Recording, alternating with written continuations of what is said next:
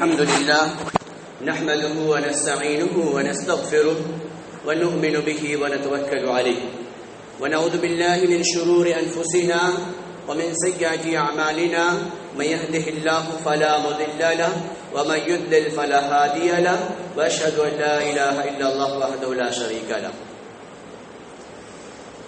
رب اشرح لي صدري ويسر لي أمري واحلل عقدة من لساني يفقهوا قولي رب زدني علما رب زدني علما رب زدني علما. قال الله سبحانه وتعالى شهر رمضان الذي أنزل فيه القرآن هدى للناس وبينات من الهدى والفرقان. معزز سامعین کرام، حاضرین، اسلامی بھائیوں، بزرگوں، عزیز بچوں، نوجوان ساتھیوں، تمام تعریفات و توصیفات، حمد و ثنا، کبریائی و برتری اللہ سبحانہ و تعالیٰ کے لیے. درود و سلام اس ہستی اقدس و مقدس جناب محمد الرسول اللہ صلی اللہ علیہ وسلم پر. اللہم صلی علی محمد وعلی آل محمد. سامعین و حاضرین، آج کے درس کا عنوان ہے کہ رمضان کا استقبال کیسے کریں. الحمدللہ چند ایام کے گزر جانے کے بعد جس مبارک مہینے کی آمد ہے، اس مہینے کا تذکرہ اللہ سبحانہ و تعالیٰ نے قرآن میں کیا ہے، اور یہ مہینہ بہت ہی برکتوں والا ہے، رحمتوں والا ہے، شفقتوں والا ہے، مغفرت والا ہے، نوازش والا ہے. گویا کہ اللہ رب العالمین نے رمضان المبارک کے مہینے میں ڈھیر ساری برکتیں اللہ رب العالمین نے جمع کر دی. رمضان المبارک کی آمد ہے اور ہر مومن کے اندر رمضان کا استقبال کرنے کے لیے ان کے اندر ایک جذبہ بیدار ہو جایا کرتا ہے. اور آخر کیوں نہ ہو، جب رب سبحانہ و تعالیٰ خود کہے الصوم لی وانا اجزی بہ، کہ جب مومن بندیاں رمضان المبارک کے دنوں میں نیک عمل انجام دیتے ہیں تو اللہ رب العالمین کہہ رہے ہیں کہ گویا کہ اس نے تمام نعمتوں کو ترک کیا صرف میری رضا کے حصول کے لیے. تو اللہ رب العالمین کہہ رہا ہے کہ الصوم لی وانا اجزی بہ، کہ بندیوں نے میرے لیے روزہ رکھا تو میں ہی اس کا بدلہ دوں گا. جب میرے لیے اس نے بھوک پیاس کو برداشت کیا، میرے لیے تمام دنیا کی نعمتوں کو ترک کر دیا، نفسانی خواہشات کو بالائے طاق رکھ دیا، اور ہمہ وقت صرف ایک ہی فکر کے اندر وہ مبتلا رہا کہ کیسے اس مہینے کی قدر ہو جائے اور اس مہینے میں ہماری معافی کا پروانہ ہمیں مل جائے. لہذا اس مہینے کی آمد ہے، اور جیسے ہی رمضان المبارک کے مہینے کی آمد ہوتی ہے تو اس سے پہلے ہمارے اوپر کچھ ذمہ داریاں عائد ہوتی ہیں کہ ہم اپنے آپ کو تیار کر لیں، اپنے وقت کو فارغ کر لیں، کیونکہ اللہ کی رحمت جوش میں ہوا کرتی ہے، اور اللہ رب العالمین کی رحمت بندے اور بندیوں کو تلاش کرتی رہتی ہے کہ ہے کوئی مغفرت چاہنے والا، ہے کوئی معافی طلب کرنے والا، ہے کوئی جہنم سے بچنے والا، اپنے بچاؤ کرنے والا. تو گویا کہ اللہ کی رحمت ہمیں گھیرنا چاہتی ہے،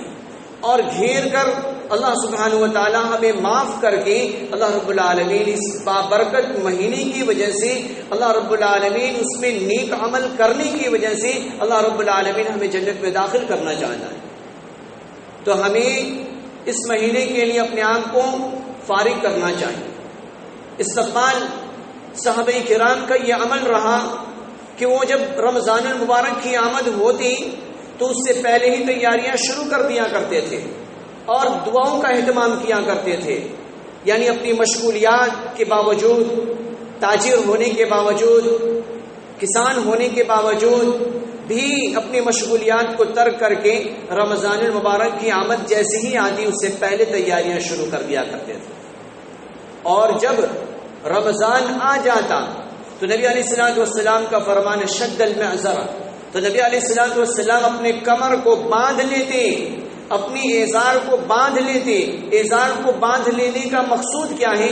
مقصود یہ ہے کہ نفسانی خواہشات کو اپنے آپ کو بچا لیتے اور رب کی رضامندی کے حصول کے لیے ہمہ وقت تیار رہتے،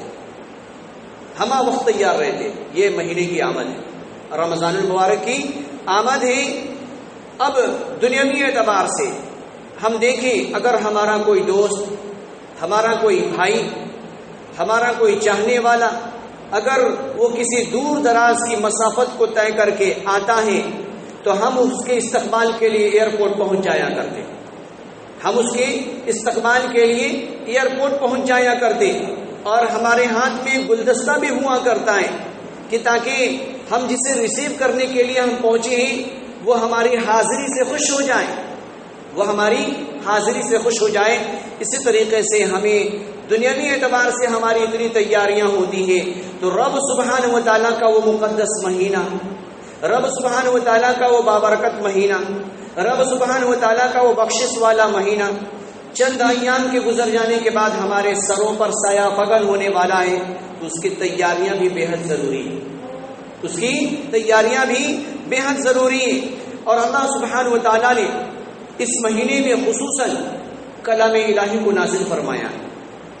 قرآن مقدس کو اللہ رب العالمین نے نازل فرمایا ہے۔ اللہ سبحانہ و تعالیٰ کہہ رہا ہے، اللہ رب العالمین رمضان المبارک کے سلسلے میں اللہ سبحانہ و تعالیٰ سورہ البقرہ کی آیت نمبر 182 میں اللہ رب العالمین کہہ رہے ہیں کہ یا ایھا الذین آمنوا، اے ایمان والو،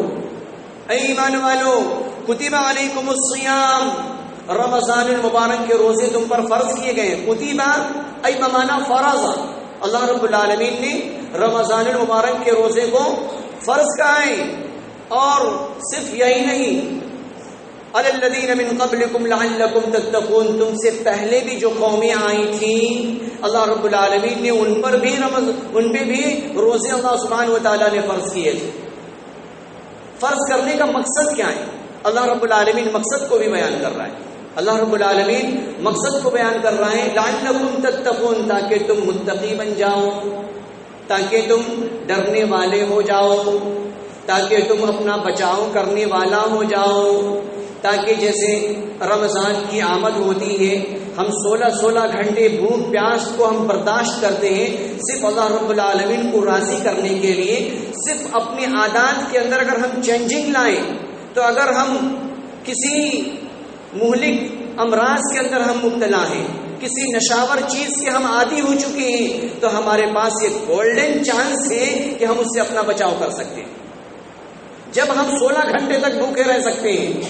جب ہم 16 گھنٹے تک ہم بھوکے رہ سکتے ہیں، بھوک پیاس کی شدت کو ہم برداشت کر سکتے ہیں، اپنے کام کاج کو آگے پیچھے ہم کر سکتے ہیں، تو یقیناً اگر دل پہ اگر ہم اسے ٹھان لیں کہ ہمیں اس چیز کو چھوڑنا ہے،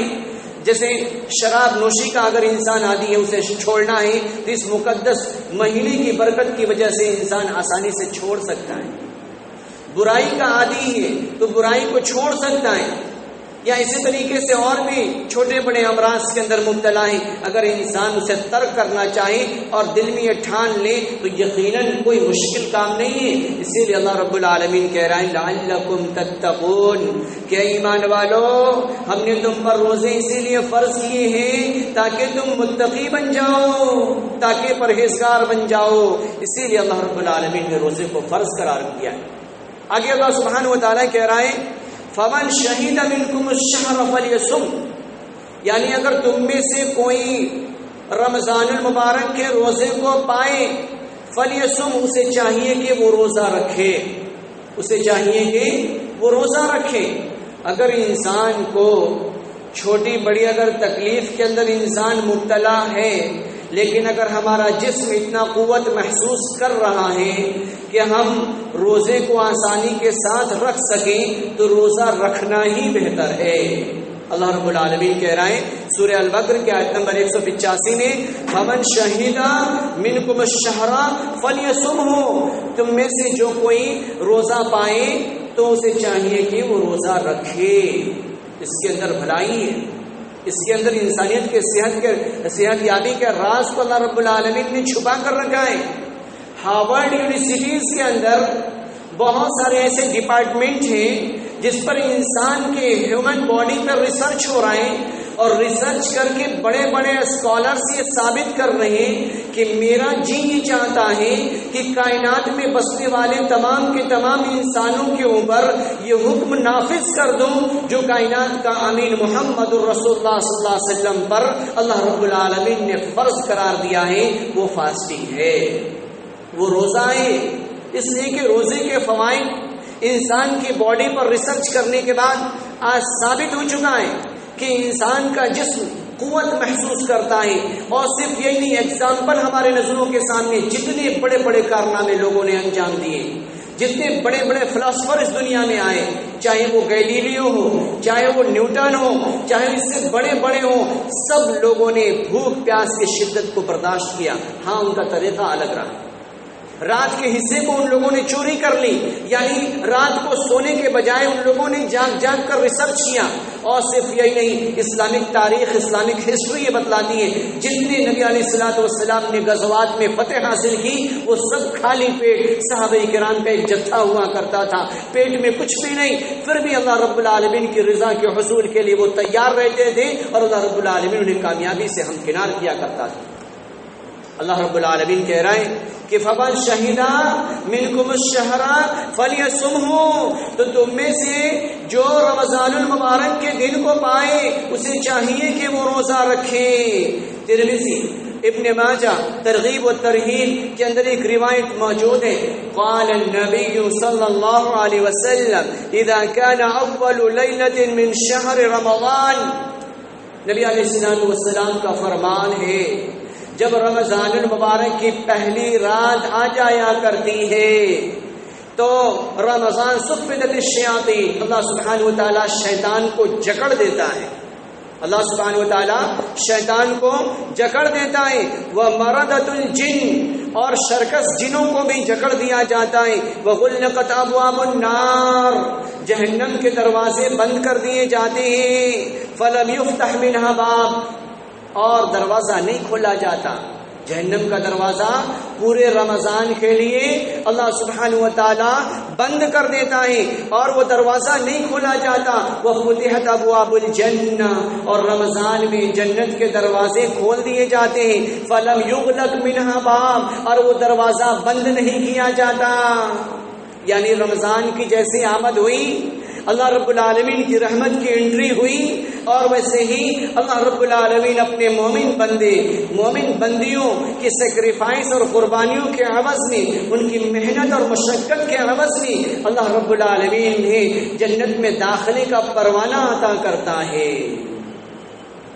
تو نبی علیہ الصلوۃ والسلام نے کہا فتحت ابواب الجنہ، جنت کے دروازے کھول دیے جاتے، فلم یغلق منها باب، اور دروازے بند نہیں کیے جاتے، وینادی منادن، اور ایک اعلان لگانے والا اعلان لگایا کرتا ہے، یا باغی الخیر اقبل، یا باغی الخیر اقبل، اے بھلائی چاہنے والے آگے بڑھ، اے جنت کی تلاش میں نکلنے والے آگے بڑھ، اے جہنم سے خلاصی چاہنے والے اقبل، آگے بڑھ۔ اللہ کے رسول صلی اللہ علیہ وسلم کہہ رہے ہیں کہ ایک منادی، ایک اعلان لگانے والا، ایک اناؤنس کیا کرتا ہے کہ اے بھلائی کے طلبگار آگے بڑھ، اور اس کے بعد ایک دوسرا اعلان لگاتا ہے، یا باغی الشر، یا باغی الشر اقصر، اے برائی کے متوالے، اے برائی کے چاہنے والے پیچھے ہٹ جا، اے برائی کے چاہنے والے پیچھے ہٹ جا۔ اب ہمیں اپنے رب سے کیا چاہیے؟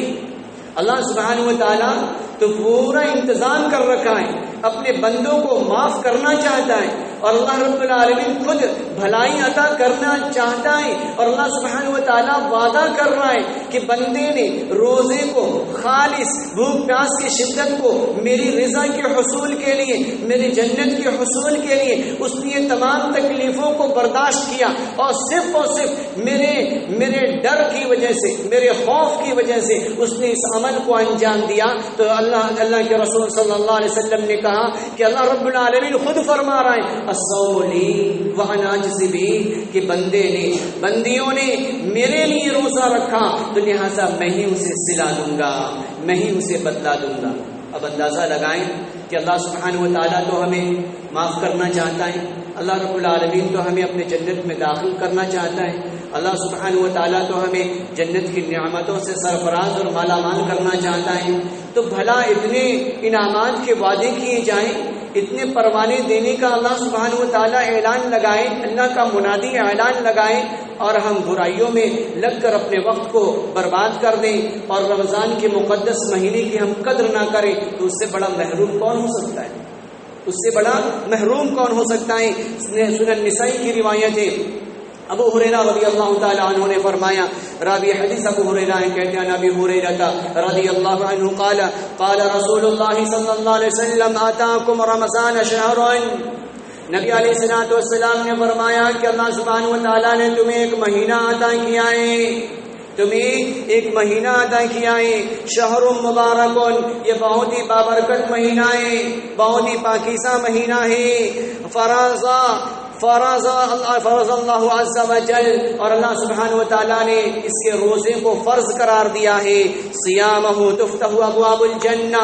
اور اللہ سبحانہ و تعالیٰ جنت کے دروازے کھول دیا کرتا ہے، وتغلق فیہ ابواب الجحیم، جہنم کے دروازے بند کر دیے جاتے ہیں، مردۃ الشیاطین، شیطان جکڑ دیے جاتے ہیں، للہ فیہ لیلۃ خیر، اور اس کے اندر ایک رات ہے، اس مہینے کے اندر ایک رات ہے جو خیر من الف شہر، جو 1000 مہینوں سے افضل ہے، من حرم خیرہا فقد حرم، جو اس رات سے محروم رہا گویا کہ وہ ڈھیر ساری بھلائی سے محروم ہو گیا، جس نے اس رات کی قدر نہ کی گویا کہ ڈھیر ساری بھلائی سے وہ محروم ہو گیا۔ اب اندازہ لگائیں اللہ رب العالمین احادیث کے ذریعے سے، یعنی نبی علیہ الصلوۃ والسلام کے فرمان کے ذریعے سے، قرآنی آیتوں کے ذریعے سے اس رات کی فضیلت کو اللہ رب العالمین بیان کر رہا ہے کہ وہ 1000 مہینوں سے افضل ہے۔ بتائیں انسانوں کو کیا ہو گیا، کسی نے 27 رجب کو اسراء اور معراج کی رات کو بابرکت بنا دیا، حالانکہ جو سند ملتی ہیں حدیث کی، اس کی قوت کی کوئی گارنٹی نہیں، تمام محدثین نے اس پہ مہر ثبت نہیں کیا کہ وہ حدیث صحیح ہے۔ آگے چلے، چند ایام پہلے جو لوگوں نے شب برات میں بڑی ہی اہتمام کے ساتھ قبرگاہ کو گئے اور چراغاں کیا اور الگ دھوم دھام کیے گئے، پٹاخے بھی پھوڑے گئے اور اچھے اچھے پکوان بھی بنائے گئے، اس کی تمام کتب احادیث کے اندر جو روایات موجود ہیں ان میں اکثر روایتیں جن کی سند کے اندر کافی ضعف پایا جاتا ہے، اور کچھ حدیثوں کو تو لوگوں نے جبرن فٹ کر دیا ہے 15 تاریخ پر، حالانکہ 15 کا نام بھی اس کے اندر، یعنی ان حدیث میں لفظ 15 ہے ہی نہیں، لیکن لوگوں نے گویا کہ بنا لیا، الگ الگ راتوں کو بنا کر لوگ جگ رہے ہیں۔ جس رات کی فضیلت اللہ سبحانہ و تعالیٰ نے سورۃ القدر کے اندر بیان فرمایا، انا انزلناہ فی لیلۃ القدر، لیلۃ القدر خیر من الف شہر، اس رات میں ہمارا نوجوان نہیں جگتا، اس رات میں جگنے کی فضیلت کو بیان نہیں کی جاتی، جس رات کی فضیلت کو رب نے صرف یہی نہیں بلکہ قرآن میں ایک سورت ہی خاص کر دیا اللہ سبحانہ و تعالیٰ نے کہ اگر مومن بندیوں نے، نبی علیہ الصلوۃ والسلام کا معمول تھا کہ آپ رمضان المبارک کے آخری اواشر کے اندر آپ کثرت سے اعتکاف کیا کرتے تھے۔ اعتکاف کیوں کیا کرتے تھے؟ تاکہ وہ رات سے آپ محروم نہ ہو جائیں، اس کے برکات کے حصول کے لیے آپ اپنے آپ کو مسجد میں قید کر لیا کرتے تھے اور خوب عبادات، خوب قرآن مقدس کی تلاوت کیا کرتے تھے، خوب دعاؤں کا اہتمام کیا کرتے تھے، تاکہ جس رات کی فضیلت اللہ سبحانہ و تعالیٰ سورۃ القدر میں بیان کر رہا ہے اور نبی علیہ الصلوۃ والسلام کے فرمان سے جس کا ثبوت مل رہا ہے اس سے محرومی نہ ہو جائے۔ تو لہٰذا ہمیں چاہیے کہ اس رات میں ہم جگنے کا اہتمام کریں، فرضی راتوں کے پیچھے اپنے وقت کو برباد نہ کریں اور دین میں نئے نئے شوسے ہم نہ تلاش کریں. ہم یہ سوچیں کہ یہ دین کا حصہ ہے تو وہ حصہ اگر ہم تصور کر بیٹھیں گے تو گویا کہ ہم نے اپنی نفس کی خواہشات کی اتباع کر لی اور جس کا ثبوت احادیث میں موجود نہیں، جس کا ثبوت قرآن میں موجود نہیں، لہذا وہ عمل بھی اللہ رب العالمین کے نزدیک قابل قبول نہیں ہوگا. صحیح مسلم کی روایت ہے، حدیث نمبر 1151 پہ روایت موجود ہے. راوی حدیث ابو ہریرہ ہے، وہ کہہ رہے ہیں کل عمل ابن آدم یضاعف. رمضان المبارک کے دنوں میں جو بندہ یا بندیاں روزے کا اہتمام کرتے ہیں تو اللہ سبحانہ و تعالیٰ ان کے اعمال کو بڑھا دیا کرتا ہے. الحسنۃ بعشر امثالها، اور 10 گنا سے بھی زائد اللہ رب العالمین اس کا بدلہ دیا کرتا ہے. 700 ضعف، یہاں تک کہ 700 گنا اللہ رب العالمین نیکیوں کو بڑھا دیا کرتا ہے. رمضان کے دنوں میں اگر ہم نے کوئی عمل انجام دیے تو اللہ رب العالمین 10 سے لے کر 700 گنا تک اللہ رب العالمین بڑھا دیتا ہے. قال اللہ عز وجل، اللہ رب العالمین کہہ رہا ہے کہ الا الصوم فانه لي وانا اجزي به، کہ بندے نے صرف میرے لیے روزے رکھے تو لہذا میں ہی اس کا بدلہ دیا کرتا ہوں. یدع شہوته طعامه من اجلی، اس نے میرے خوف کی وجہ سے نفسانی خواہشات کو روکے رکھا اور بھوک پیاس کو برداشت کیے رکھا تو لہذا میں ہی اس کا بدلہ دوں گا. تو اب ہمیں اپنے رب سے کیا چاہیے؟ تو لہذا جس مقدس کی آمد ہے ہم اس کا استقبال کرنے کے لیے تیار ہو جائیں، اور اگر کچھ تکلیف ہے تو ہم میڈیسین لے کے اپنے آپ کو ہم فارغ کریں، اور اگر ہم آفس میں یا کام کاج کو ہم جایا کرتے ہیں تو ابھی سے ہم درخواست داخل کر دیں تاکہ اس میں یا ہمارے ڈیوٹی ٹائم میں کچھ تخفیف کر دیا جائے. یقیناً ہر ڈپارٹمنٹ میں ایک ایسا ڈپارٹمنٹ ضرور ہوتا ہے جو ریلیجیس باتوں کو فالو کیا کرتا ہے. اگر ہمیں ایسے درخواست اگر ہم دیں اور چھٹی کے اندر تھوڑی سی ہم مہلت طلب کریں تو یقیناً اس کی سنوائی کی گنجائش نکل جایا کرتی ہے. تو لہٰذا اللہ رب العالمین سے ہم دعا کرتے ہیں کہ اللہ رب العالمین جس ماہ مقدس کی آمد ہے یا اللہ